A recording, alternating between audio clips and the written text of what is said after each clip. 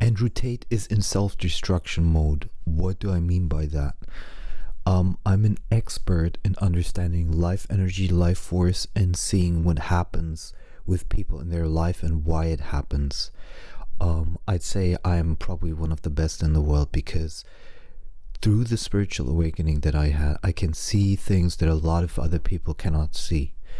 So what I noticed is, and it confirms in many biographies, by the way, also, what I see with Andrew Tate is that he has a very strong ego. What do I mean by ego? Ego is an overdriven libido drive.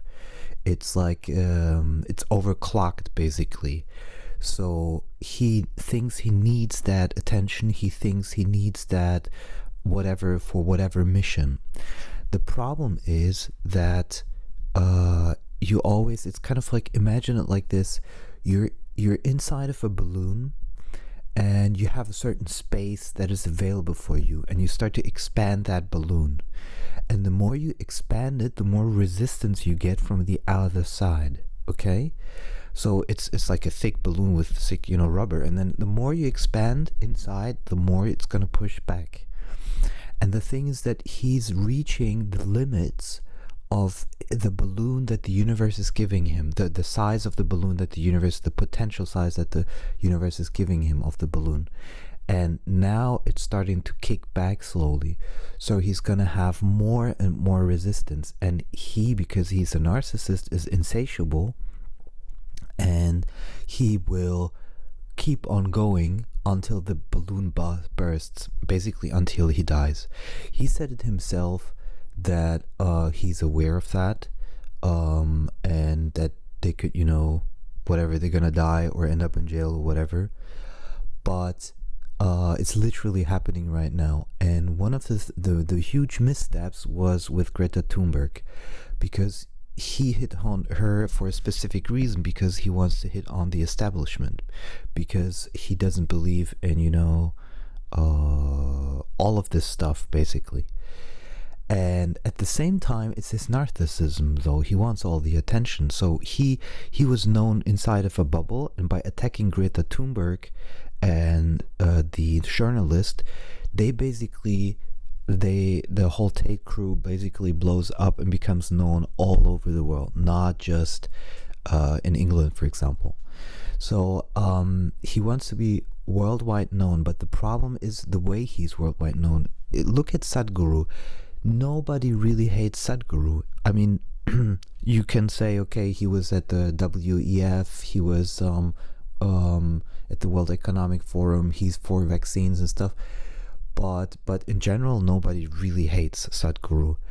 But for Andrew Tate, it's going to be different, because he thinks that being controversial is his main strategy, and thereby he keep pissing people off, and nobody wants to hear.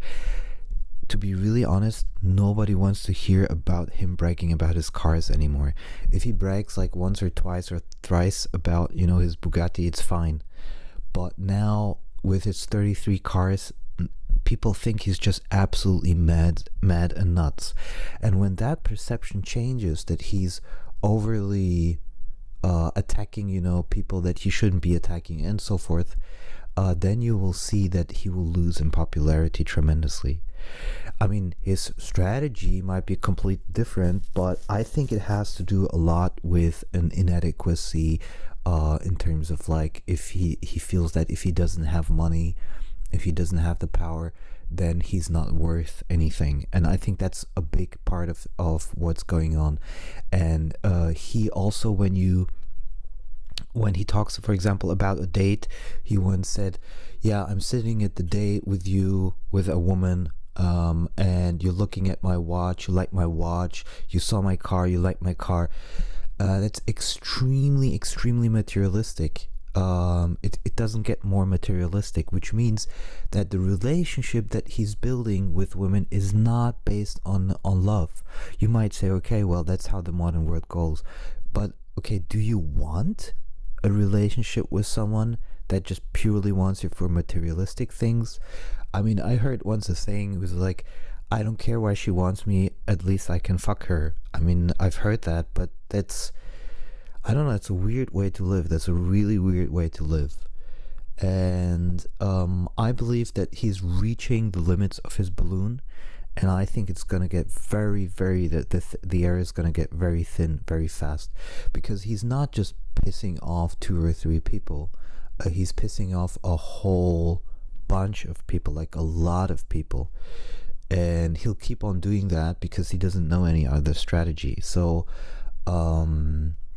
and he thinks that with his money and intelligence he can make up for anything, but that's not how it works. So and I understand the masculinity part, and I think that's a good one, but the toxicity part nobody wants to see because they don't understand masculine toxicity. Masculine toxicity is toxic metaframing, which I talk about here a lot. Toxic metaframing is putting others down because you yourself are not feeling really good, because somebody who really enjoys life doesn't put others down. And that's what most people don't realize, that he's actually a narcissistic toxic metaframer, and that he's very, very bad for you to be around, and including his brother. So his brother is actually the victim of a perpetrator. So and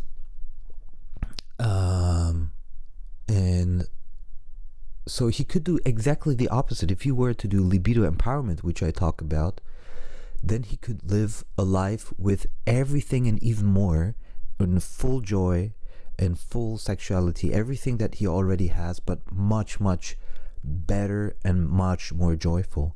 But he's spinning it he's using toxic metaframing and polarization instead of libido empowerment. So it seems to the outside as to be the same thing, but it's not. And so if you want to learn about libido empowerment, it's on my channel, and you will see that maybe not to the degree that Andrew Tate is living, but maybe definitely not, but you will see that as I'm living libido empowerment, you will see how it absolutely fantastically changes my life without having to piss anybody off. That's the great thing about it. And so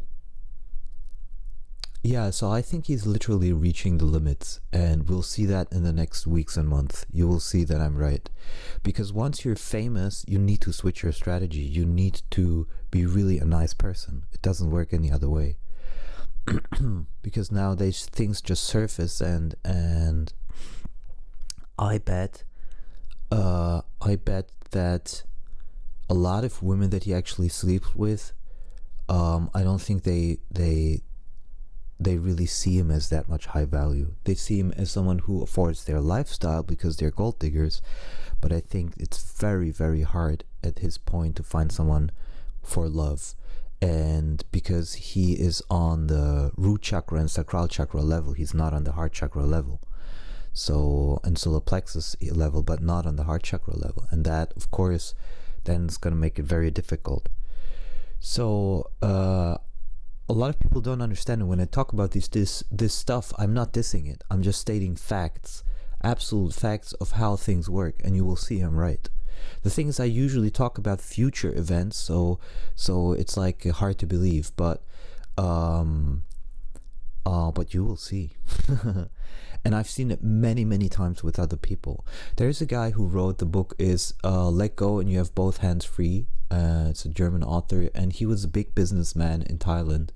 He was doing business in Asia, India, and this was a long time ago, and he was just like Tate, basically, in a way, in a smaller format, because there was no social media. And he came into a huge accident where he barely escaped death, and he became a Thai monk, living in a monastery first, and then living on his own on an island. And he recognized that as a sign that his ego was way beyond repair. And when I say ego again is nothing negative by itself. It's just if it's too overdriven, if it's like overclocked, then it becomes a problem.